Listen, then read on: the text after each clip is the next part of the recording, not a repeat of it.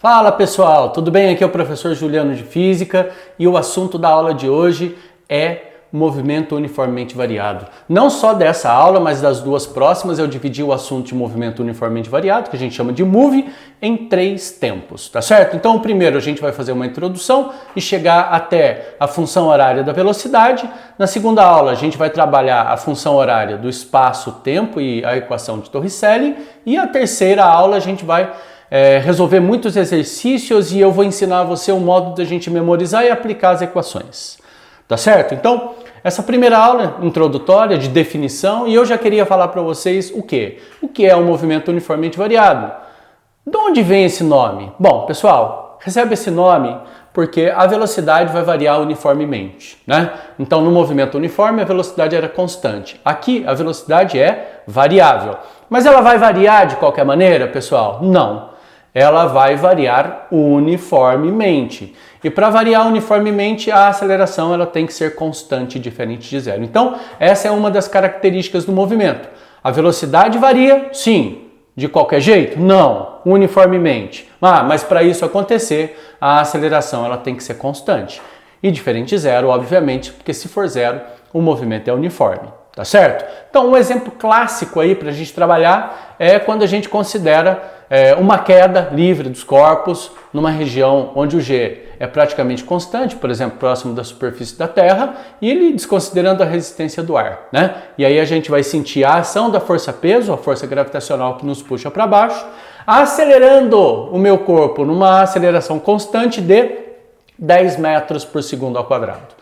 Tá certo? O que significa mesmo esses 10 metros por segundo ao quadrado? Lembra lá da aula de aceleração. Significa que a velocidade varia 10 metros por segundo a cada segundo. Então, estou trazendo a tabelinha de novo aqui para vocês. No primeiro segundo de queda, né, eu saí de zero, vou soltar um objeto, o objeto vai cair. De 0 até 1, a velocidade varia 10. De 1 até 2 segundos, ela varia mais 10 e vai para 20. E de 2 para 3 segundos ela varia mais 10 e vai para 30 e assim por diante, né? Então, a cada segundo de queda, a velocidade varia 10 metros por segundo. Então, isso é um movimento uniformemente variado. A velocidade varia uniformemente, ou seja, sempre do mesmo valor. Tá certo, pessoal? Vou trabalhar um exemplo aqui para vocês, super simples, super importante, mas é uma coisa que cai nos vestibulares e no Enem, pessoal. Considere um vagão de metrô que sofre uma aceleração de 5 metros por segundo ao quadrado durante a partida. Assim, é correto afirmar que, durante esse regime de deslocamento, a cada segundo a velocidade variou quanto? Bom, a ideia é simples, né? Então, se a gente pegar o mesmo raciocínio que a gente fez com a aceleração da gravidade, que são 10 metros por segundo ao quadrado, a velocidade varia 10 metros por segundo a cada segundo. Então, essa aceleração indica que ele varia a velocidade de 5 metros por segundo a cada segundo, portanto, a alternativa A correta. Ok? Bom, vamos fazer uma interpretação desse movimento? Vamos analisar o MOVE? Então, para isso, pessoal, vou usar aquela propriedade importante que eu falei para você na aula de movimento uniforme, que é a área do gráfico é o valor numérico do ΔS quando a gente tem velocidade por tempo. E é isso que eu tenho aqui, ó. Então, esse corpo ele vai cair 10 metros por segundo a cada segundo. Daquela tabelinha dos slides anteriores, eu montei esse gráfico aqui, me deu uma reta, e aí eu vou achar a área que fica embaixo do gráfico nesse intervalo de tempo de 1 segundo. Então, durante o primeiro segundo, qual foi o deslocamento dele? Acha a área do gráfico. Base vezes altura dividido por 2, porque é um triângulo, pessoal. Então vai ficar 1 vezes 10 dividido por 2, é o famoso 5. Se a gente pegar em 2 segundos, qual vai ser o deslocamento do móvel? Bom, em 2 segundos a gente vai ter base vezes altura dividido por 2, 2 vezes 20 dá 40 por 2 dá 20. Então, em 2 segundos de movimento, ele percorreu 20 metros. Então, já dá para perceber que no primeiro segundo ele percorreu 5 metros e em 2 segundos ele percorreu 20. Então, essa variação do espaço não é uniforme. Uniforme, a variação é só da velocidade, tá certo? E durante 3 segundos, qual foi o deslocamento dele? Base 3, altura 30, dá 90 dividido por 2, 45. Então, em 3 segundos de movimento, ele deslocou 45 metros, ok? Então, se a gente colocasse aí numa tabelinha, imaginando que ele esteja caindo em queda livre, livre da resistência do ar, no primeiro segundo ele percorreu 5 metros, em 2 segundos ele percorreu 20 metros, em 3 segundos ele percorreu 45 metros. Então, a cada segundo ele percorre 5, 15, 25, e aí Galileu percebeu essa relação. E ele percebeu que, dividindo tudo por 5, esses intervalos, então, no primeiro intervalo, 5 dividido por 5 dá 1. No segundo intervalo, durante o segundo, 15 dividido por 5 dá 3. E aí, durante o terceiro segundo, 25 dividido por 5 dá 5. E assim por diante, ele já imaginou que isso aí poderia ser uma relação do tipo 1 para 3, para 5, qual é o próximo? Para 7, depois qual é o 9, depois é o 11, depois é o 13, depois é o 15 e assim por diante. Ele percebeu que os corpos que estão em queda livre, em movimento uniformemente variado, a cada segundo eles seguem um deslocamento de acordo com a proporção dos números ímpares, né? Então, nesse primeiro aqui é 5, então o próximo segundo é 15. Ah, mas e se aqui fosse 10, professor? Se ele percorresse 10 metros nesse primeiro segundo? Então aqui seria 30 metros. E aqui seria 50 metros e assim por diante, pessoal. Tá certo? Então a proporção segue os valores dos números ímpares para os corpos em queda livre. Isso aí é característica do movimento uniformemente variado. Tá certo? Muito jóia! Agora veja bem. Vou colocar um móvel aqui. A aceleração dele é 20 metros por segundo ao quadrado, ele vai passar por aquela posição ali a uma velocidade de 10 metros por segundo, e aí a gente vai tentar encontrar uma relação entre a velocidade e o tempo, que a gente chama de função horária da velocidade, né? Então eu pergunto para você, qual a velocidade desse móvel 1 segundo depois que ele passou por essa que ele está a 10 metros por segundo? Fácil, né, pessoal? Porque a velocidade ela vai variar 20 metros por segundo a cada segundo. Então, se ele já está a 10, vai variar 20, ele vai para 30 metros por segundo. Qual é a continha? V igual a 10 mais 20 vezes 1, ou seja, a velocidade é a velocidade inicial mais a aceleração multiplicado pelo tempo que eu quero essa velocidade. Eu quero em 1 segundo. Ah, e se for em 2? Se for em 2, é só fazer a continha aí, né, pessoal? Vai dar 10 mais 20 vezes 2, que dá 50. E se for em 3 segundos? Vai dar 10 mais 20 vezes 3, que vai dar igual a 70. E se fosse em 4 segundos? Seria 10 mais 20 vezes 4, que dá 90. E assim por diante, a velocidade dele vai variando uniformemente de acordo com essa função. A velocidade final vai ser a velocidade inicial mais a aceleração vezes o tempo, que a gente chama de vovô é AT. O V igual a V0 mais AT, ok?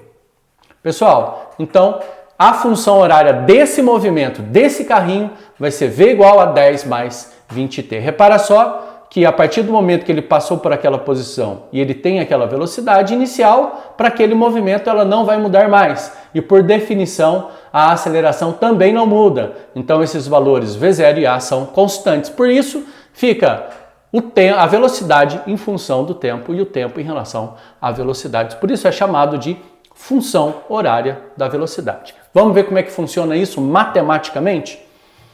Então eu tenho a posição inicial, com ele na velocidade inicial, no tempo inicial igual a 0. Lembra daquela ideia? É o tempo do cronômetro zerado. Quando ele passa por aquela posição, eu ligo o cronômetro. Então, quer dizer, qualquer leitura do tempo que eu faça nesse intervalo vai ser o tempo de deslocamento, né? Então, se ele passar por aquela posição final no instante 20 segundos, o cronômetro estará marcando 20 segundos. Tá certo? Porque inicialmente ele estava zerado. Então, essa é a ideia que a gente vai utilizar. Então, V0 é a velocidade inicial e a aceleração. A aceleração é ΔV sobre ΔT. Essa aceleração não varia, ela é constante, né? Então, a aceleração vai ser velocidade final menos a velocidade inicial, dividido pelo tempo final, menos 0, que é o tempo inicial. Vou passar esse tempo aqui multiplicando. Vou dar uma manipulada nessa equação aqui. Se você tiver alguma dúvida, deixa aí nos comentários. E aí, vou chegar numa conclusão, que V igual a V0 mais AT. Matematicamente eu cheguei na mesma conclusão que a gente chegou no slide anterior, qualitativamente, né? Então, essa é uma abordagem quantitativa e a anterior é uma abordagem qualitativa, ok, pessoal? Então, vou dar um exemplo aqui para vocês. Um móvel, aliás, um ponto material em movimento retilíneo tem a sua velocidade variando de acordo com a função horária V igual a 50 menos 8t no sistema internacional. No sistema internacional significa que a velocidade vai estar em metros por segundo, a aceleração em metros por segundo ao quadrado. Beleza, pessoal? Joia. E no item A eu pergunto assim, ó, qual a velocidade inicial e a aceleração do ponto material? Bom, por comparação, né, pessoal? V igual a V0 mais AT, a velocidade inicial é 50, a aceleração é menos 8. Dá para perceber isso? Item B, qual é a velocidade do ponto material no instante 7 segundos? Muito fácil. Se eu te dou o tempo, você acha a velocidade. Então eu vou colocar o 7 no lugar do T e vai ficar assim, ó, V igual a 50 menos 8 vezes 7, 50 menos 56 dá menos 6 metros por segundo. E no item C, classifique o movimento em acelerado ou retardado. Lembra que é um movimento acelerado? A velocidade em módulo é crescente. E o retardado? A velocidade em módulo é decrescente. Existe um modo prático da gente saber se o movimento está acelerado ou retardado. Se eu pegar a velocidade e multiplicar pela aceleração e der um valor positivo, acelerado. Se eu pegar a velocidade e a aceleração, multiplicar e der um valor negativo, ele é retardado. Nesse caso vai ser o quê? Em 7 segundos, a sua velocidade é menos 6 e a aceleração é menos 8. Se eu multiplicar esses dois valores, pessoal, 6 vezes 8, 48, menos com menos dá mais. O valor é positivo, então o movimento é acelerado. Tá certo? Se liga nessa. Um outro exemplo. A física é a ciência responsável pelos fenômenos que acontecem ao nosso redor, sendo que a relação com a matemática traduz em expressões algébricas ou fórmulas matemáticas que embasam os fundamentos teóricos. Em movimento retilíneo uniformemente variado, para um determinado móvel, a velocidade do movimento do mesmo é descrita por V igual a 50 menos 10t, em unidades do sistema internacional. Neste caso, a alternativa correta que apresenta um instante em segundos que o móvel inverte o sentido do movimento. Pessoal, para inverter o sentido do movimento, o que tem que acontecer? O cara tá vindo para cá, ó. Aí ele quer voltar. O que ele tem que fazer? Ele tem que parar para voltar. Ele não consegue voltar se ele não parar. Então ele vem, para e volta. Tá certo? Então, condição para a inversão do movimento, V igual a 0. Então, se eu substituir na função horária V igual a 50 menos 10t, vai ficar 0 igual a 50 menos 10t, passo o menos 10 para lá, ele vai positivo, inverte o sinal, né, a operação inversa, passo 10 dividindo, 50 por 10 dá 5. Então, ele vai inverter o sentido do movimento dele em 5 segundos. Beleza? Joia! E agora vamos dar uma olhadinha no gráfico. Esse gráfico é super importante. Eu vou usar também o mesmo raciocínio que eu usei no gráfico lá do movimento uniforme na aula 5. E no lugar do eixo Y eu vou colocar a velocidade, no lugar do eixo X eu vou colocar o tempo. Estou comparando a função horária da velocidade com a função do primeiro grau. Qual vai ser o resultado gráfico disso? Uma reta. Pode ser crescente ou decrescente. Beleza? Então, quem está fazendo aqui a função da velocidade inicial vai ser o coeficiente angular, aliás, o coeficiente linear, né, que a gente chama de B. E quem vai estar fazendo a função da aceleração vai ser o coeficiente angular da reta, ou seja, aquilo que vai indicar se a reta é crescente ou decrescente, tá certo? Então, estou pegando o gráfico aqui, essa reta é crescente, aqui existe uma inclinação, aqui nesse trechinho a gente tem o ΔV, né? Que vai ser a velocidade final menos a inicial. Eu vou ficar com esse trecho aqui de ΔV. E aqui a gente tem o ΔT no eixo X. Se eu achar a tangente da inclinação da reta, eu vou ter o coeficiente angular, que vai ser ΔV sobre ΔT. Cateto oposto ao alfa dividido pelo cateto adjacente desse ângulo alfa, tá certo? Então, ΔV sobre ΔT é a aceleração, então a aceleração tangente da inclinação. Então, se a tangente é positiva, a reta é crescente, a aceleração é positiva. Se a tangente é negativa, a aceleração também é negativa, a reta vai ser decrescente. Beleza? Vamos trabalhar um exemplo aqui, ó. O gráfico abaixo fornece a velocidade de um corpo no decorrer do tempo. Item A, qual é a aceleração? Pessoal, aceleração ΔV sobre ΔT, a gente tem a velocidade inicial como 6, a velocidade final como 20. Então vai ficar 20 menos 6 dividido pelo intervalo de tempo, que é 4 menos 0. 14 por 4 é 7 por 2, que dá 3,5 metros por segundo ao quadrado. Item B, qual é a função horária da velocidade? V igual a V0 mais AT. Então, no lugar do V0, eu ponho o 6, que é a velocidade inicial, é onde o gráfico começa, e a aceleração vale 3,5. E repara só que eu não substituo nem em V e nem em T. Por quê? Porque ele me pediu a função. É a velocidade em relação ao tempo. Eu vou tentar relacionar esses dois.